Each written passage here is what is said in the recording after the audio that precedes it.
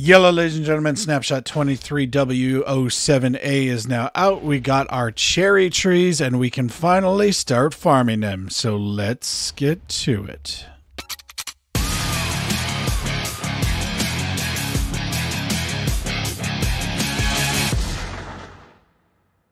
All right, so you can see behind me, we're going to be dropping a few frames here. Unfortunately, the cherry trees have a lot of particles going on, and when they break the leaves, there's even more particles. So we don't have any of our performance mods yet for the snapshots. There may be some of them out. I have not had a chance to check. I'm literally doing this on a quick lunch break. But yeah, we can see we're getting 11,000 logs per hour of this, of the cherry logs. So you can make all the cherry wood and the cherry doors and pink trap doors. Why am I making it? Am I ever going to use cherry wood? I mean, look at me. So let me turn it off real quick so that I can, see frames and hear things. We're just using the TNT duper by Iceberg Lettuce, so the cheap slimeless one. Really, any TNT duper would work here. It's going to grow up those trees, push out the logs, and unfortunately we can't, once again, really see it because the performance mods aren't there. And then it pushes out the logs. Now, cherry trees do have a little bit different grow rules. So if I come over here and I plant a sapling and I grow it up, we're going to see it comes out with these two branches on each side. And I'm not sure if it's always two branches, but looks like almost always two branches. Now that means if it was always going to grow in this direction, we could just easily crush the leaves on this side, but sometimes it's going to grow the opposite direction. So see there, now we got branches going east-west, then north-south. So that means if we'd have pistons here pushing, it would just complicate it. However, what I've got over here can handle that. Now, we are not getting max log efficiency out of it. We're not getting every branch that's coming out of it. So there will be versions of cherry tree farms that come out. I'm sure from the tree hugger community. Check out the tree hugger Discord. They love farming every type of tree there. But let me just go ahead and get rid of these leaves so we can see inside.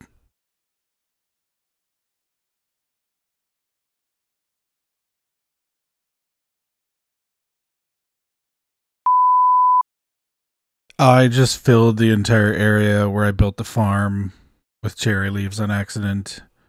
And this is a snapshot, so I don't have like Matica or World Edit, so I can't undo it. So I need to rebuild the whole thing from scratch. And we're back. Okay, so you're going to notice some things are going to look different, and we're going to look at this new version. I mean, good news is I made a backup this time of the save file. So yeah, let's do air replace cherry leaves. And now we can look at it. But okay, good. So good news out of this. As I was rebuilding it up, I kind of reworked this circuit a little bit. Now it's a little bit faster. So now it's like 12K an hour. Here's what we have. We have to have a 5x5 space in order for the cherry tree to grow up. So we can see we've got a 5x5. This right here is where the cherry tree is going to actually grow. Oh, I just punched out the dirt. So we place the sapling there, and then the tree can grow in this 5x5 area. Now we have to push these logs in to push the new logs that grew out. So this double piston extender here is first going to push these sticky pistons forward to this position after a tree grows. And then this piston is going to push the block out and pull it back in. Then this sticky piston will pull this one back out of the way. Oops, that's a sticky piston. And then we have our 5x5 again. And this log here doesn't count towards that 5x5. Same with the other trees. We can get away with the bottom layer having stuff in there, our dispenser, our piston, or glass. And even though the branches might grow out this way, so like you might get a branch that grows out the side of a tree through there, and now you've got logs there, that's not going to matter because these are just going to get pushed forward to here. And then these would get pushed forward to here. And then those are going to get pushed out when this next piston runs out, and will still open up that slot anyways. So it's already clearing itself up. So, I mean, you can just start this out if you don't have the, cherry wood to get started. Put that birch in there, but it's going to eventually replace with cherry logs. So I'm just going to put an observer tower off just so we can see that. Normally I show this with free cam while it's running, but I, don't have the mods for the snapshot yet. So I'm just going to set off this observer tower.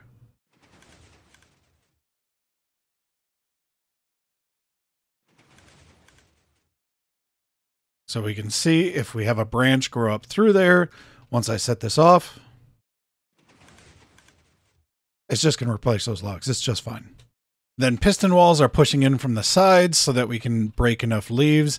Luckily, the leaves seem to drop a bunch of saplings, so we're getting quite a surplus of saplings. It was like 1 to 4 per tree that I was getting out of that. And then the logs come out the side. Now, normally with just a straight growth tree, we just have to have one piston pusher pushing it towards the TNT. In this case, like I said, because those branches can kind of come out the side and get pushed in, you notice we're doing a lot of clearing of the branches on these sides because of the way that that handles. We just have an extra piston wall over here. There aren't that many blocks that come out of here, but might as well take them. I mean, that might be part of the bump to the 12K per hour is getting this circuit better. But I think the main thing was really speeding up this circuit. You know, the faster you can push out the tree and reset for the next sapling, the obviously more trees you're going to get. Now, the obsidian over here, there's a couple of things we could do. We could either just have this pushing over here and then pushing over again so that we didn't have to have any circuitry next to a TNT blast. Or I was originally using waterlogged leaves, but this is a snapshot, so things get a little bit weird. You can waterlog a cherry leaf, so it doesn't look like it, but that's waterlogged if I break it. But when the cherry tree grows up, it can actually replace other leaves. So whatever other leaf type I had in there was getting replaced with those cherry leaves, meaning I think they're replacing themselves. And then sometimes they were breaking and water was just like leaking out down the side or leaking over here into our redstone. So I just replaced it with obsidian. If I did a final version of this is beta, this is snapshots, so who knows what will change. I would definitely want to obviously put the collection in the right spot. I had to extend it a little bit there. We won't talk about that. And then I would definitely push it over this way, further away from the farm, so that I didn't have to use this much obsidian for no darn reason. So I will be releasing this as a world download. You can look down in the video description for a link to that. Just be sure that you're opening it up with the right data pack and the right version. So it's 23W07A. Otherwise, I can't guarantee what's going to go on with that. But you can download this, mess with it for yourself. And that's pretty much about it. I mean, a couple other things to cover. We're putting in bone meal here, and we just have a dropper line that's going at 4 game ticks to our dispenser. That same clock snakes over here and sets off this dropper that we have. We could make this an auto dropper if we wanted. I just figured I already had this in my hotbar. Why not just make it an auto clock? Again, this command block is just placing the saplings for you when you turn it on so that you can actually come out here and view what's going on as the player yourself, since we don't have free cam yet. Because when you walk in here, normally as a player, what you do is you flip this on, stand right here above the hopper, look at this log right here, and that's where you'd place your saplings. And then just, hold down your right mouse button in this case, or do the F3T, whatever you got to do. I think final thing, we should probably talk about how this is actually getting detected. And I've used this on tree farms before. I don't remember even where I saw this, but it's not an invention of mine. But basically, when we turn this on, we have the signal coming through here. And you can't even see anything. Okay, let's turn that off. For now, I'm just going to power these repeaters with redstone block. I mean, that's going to lock the hopper. We've been wanting to use that, but just to show what's going on here. So underneath that dirt block where we're growing it, we have a piston, a sticky piston with an observer that's going to get QC'd. We just have to update it. So we're using that same clock to loop a signal back to a note block right next to that piston. And that will then let it know it's time to update. And so whenever we place that sapling, that doesn't QC it because there's no power going into there. But as soon as we place a solid block, that is now QC'd. But you can see nothing's happening right now because we need to actually be able to update this piston to let us know it's QC'd. So that note block is going to do that. That observer will drop down and set everything off. Once again, since this is going off, it's now going to see, okay, I can reset, because if I come back in here, what'll happen when it pushes forward, that glass block will be there, so I can push the log, but it won't be powering anything, so it won't QC anything.